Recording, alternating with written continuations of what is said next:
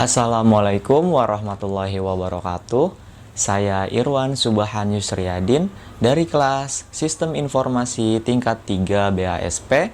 Pada kesempatan kali ini saya akan menjelaskan tentang materi pada bab 1 atau bab pertama, yang mana materinya adalah konsep teknik riset operasi atau biasa lebih dikenal sebagai operational research. Nah, definisinya sendiri adalah merupakan sebuah penerapan pada metode-metode ilmiah dalam masalah yang kompleks dan pengelolaan sistem manajemen yang besar, baik itu menyangkut manusia, mesin, bahan, bisnis, pemerintahan, uang, industri, bahkan sampai pertahanan. Menurut Operational Research Society of America, riset operasi berkaitan dengan adanya pengambilan sebuah keputusan secara ilmiah, serta bagaimana membuat suatu model yang baik dalam merancang serta menjalankan sistem yang beralokasi sumber daya yang terbatas. Nah, jadi definisi singkatnya atau bisa dikatakan sebagai cara atau bagaimana sebuah proses pengambilan sebuah keputusan yang optimal dengan menggunakan alat analisa uang yang ada dan adanya keterbatasan research atau sumber daya.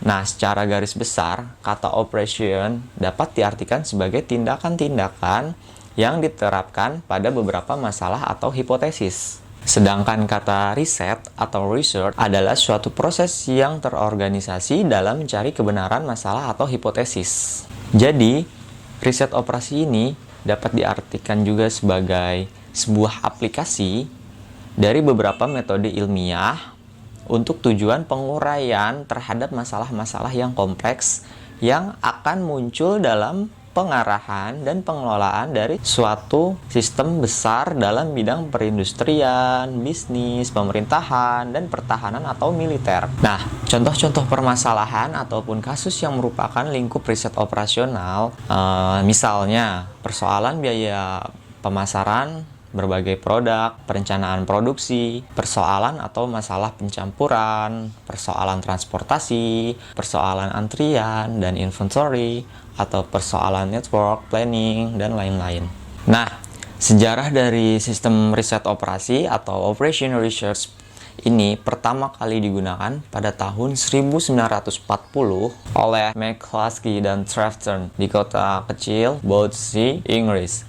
Nah, sistem riset operasional ini sudah digunakan pada metode pengambilan keputusan yang dikembangkan dari studi operasional militer periode Perang Dunia Kedua. Pada waktu perang tahun 1939, pemimpin militer Inggris mengundang sekelompok ahli-ahli sipil dalam mengkoordinasi mereka ke dalam satuan kelompok yang diberi tugas mencari cara-cara yang efisien serta efektif guna menggunakan alat yang baru diciptakan yang diberi nama radar dalam suatu sistem peringatan untuk menghadapi serangan udara.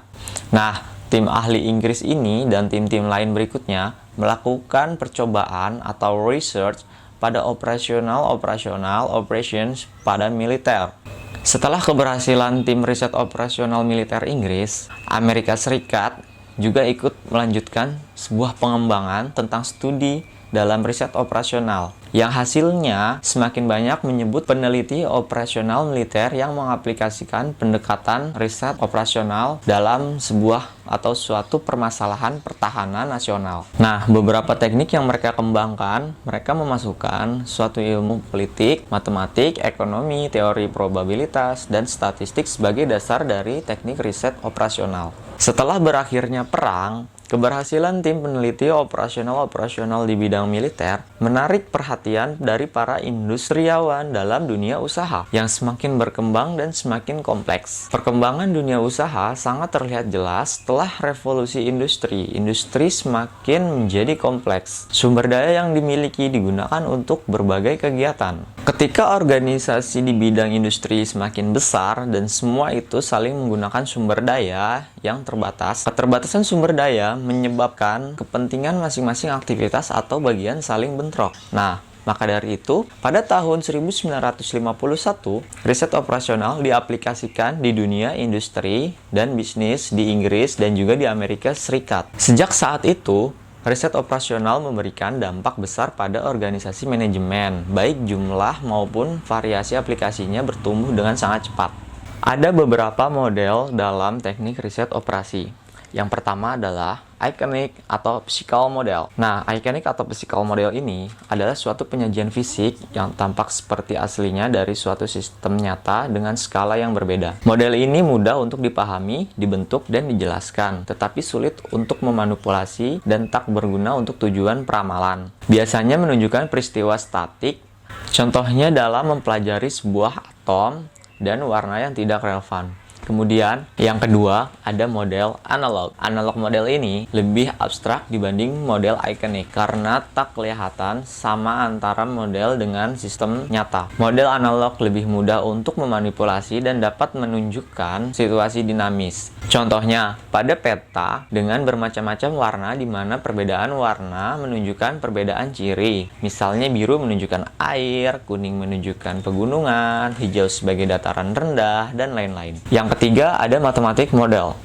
Nah, matematik model ini biasa juga disebut sebagai symbolic model. Nah, di antara jenis model yang lain, model matematik ini sifatnya paling abstrak. Model ini menggunakan seperangkat simbol matematik atau simbolik untuk menunjukkan komponen-komponen yang berhubungan antar mereka. Namun sistemnya tidak selalu dapat diekspresikan dalam rumusan matematik. Nah, matematik model atau symbolic model ini dapat dibedakan menjadi dua kelompok. Yang pertama ada deterministik. Deterministik ini dibentuk dalam situasi kepastian atau certainty. Model ini memerlukan penyederhanaan dari realitas karena kepastian jarang terjadi. Keuntungan model ini adalah dapat dimanipulasi dan diselesaikan lebih mudah. Kemudian, yang kedua, ada probabilistik. Meliputi kasus-kasus di mana diasumsikan ketidakpastian atau uncertainty. Meskipun penggabungan ketidakpastian dalam model dapat menghasilkan suatu penyajian sistem nyata yang lebih realistis. Model ini umumnya lebih sulit untuk dianalisa. Kemudian, ada cara pembuatan model. Ada beberapa cara untuk membuat model menjadi lebih sederhana. Misalnya, yang pertama, melinearkan hubungan yang tidak linear. Yang kedua, mengurangi banyaknya variabel atau kendala. Yang ketiga, mengubah sifat variabel, misalnya dari discrete menjadi continue. Yang keempat, mengganti tujuan ganda menjadi tujuan tunggal. Yang kelima, mengeluarkan unsur dynamic, membuat model menjadi statik. Yang keenam, mengasumsikan variabel random menjadi suatu nilai tunggal atau deterministik. Kemudian, ada juga beberapa langkah-langkah analis dalam teknik riset operasi. Langkah-langkahnya yaitu yang pertama, mengidentifikasi masalah. Nah, di sini identifikasi masalah terdiri dari penentuan dan perumusan tujuan yang jelas dari persoalan dalam sistem model yang dihadapi. Identifikasi perubahan yang dipakai sebagai kriteria untuk pengambilan keputusan yang dapat dikendalikan maupun yang tidak dapat dikendalikan. Kemudian mengumpulkan data tentang kendala-kendala yang menjadi syarat ikatan terhadap perubah dalam fungsi tujuan sistem model yang dipelajari. Yang kedua ada penyusunan model. Nah, penyusunan model ini memilih model yang cocok dan sesuai dengan permasalahannya, merumuskan segala macam faktor yang terkait di dalam model yang bersangkutan secara simbolik ke dalam rumusan model matematika. Nah, kemudian yang ketiga ada menganalisa model atau analisa model. Di dalam analisa model ini terdiri dari 3 hal penting, yaitu yang pertama, melakukan analis terhadap model yang telah disusun dan dipilih. Yang kedua, memilih hasil-hasil analis yang terbaik atau optimal. Yang ketiga, melakukan uji kepekaan dan analis post-opsional terhadap hasil-hasil analis model. Kemudian, langkah yang keempat. Langkah yang keempat ini adalah pengesahan model. Analisis pengesahan model ini menyangkut penilaian terhadap model tersebut dengan cara mencocokkannya dengan keadaan dan data yang nyata, juga dalam rangka menguji dan mengesahkan asumsi-asumsi yang berbentuk model tersebut secara struktural, yaitu perubahannya, hubungan-hubungan fungsional, dan lain-lain. Nah, terakhir, langkah yang kelima adalah langkah implementasi hasil atau menerapkan hasil. Nah, hasil-hasil yang diperoleh berupa nilai-nilai yang akan dipakai dalam kriteria pengambilan keputusan ini merupakan hasil-hasil analis yang kiranya dapat dipakai dalam perumusan strategi-strategi, target-target, langkah-langkah, kebijakan guna disajikan kepada pengambil keputusan dalam bentuk alternatif pilihan. Mungkin itu saja yang dapat saya jelaskan tentang konsep teknik riset operasional atau operational research ini. Nah, kesimpulan dari konsep teknik riset operasi atau operational research ini ialah suatu aplikasi ilmiah terhadap permasalahan yang kompleks dalam mengarahkan dan mengendalikan sistem yang luas pada manusia, mesin-mesin, material, dan juga uang dalam industri bisnis, pemerintahan, dan pertahanan. Dalam permasalahan yang kompleks, pengambilan keputusan tidak lagi ditunjang spesial oleh instansi pemimpin atau pimpinan, manajemen, melainkan didukung oleh hasil analis dari kumpulan data yang ada. Pendekatan terbaik bagi model riset operasional juga melaksanakan integrasi antara pramalan dan analisis resiko. Penerapan riset operasional masih jarang digunakan atau dilakukan di Indonesia, sehingga operasional perusahaan menjadi tidak efisien. Aplikasi riset operasional sangat dibutuhkan oleh manajer agar keputusan yang diambil ialah keputusan yang terbaik untuk perusahaan sesuai dengan fakta yang ada di lapangan. Nah, mungkin itu saja yang dapat saya sampaikan tentang materi pada bab 1 ini, konsep teknik riset operasional atau operation research. Kurangnya saya mohon maaf. Wabillahi taufiq wal hidayah. Wassalamualaikum warahmatullahi wabarakatuh.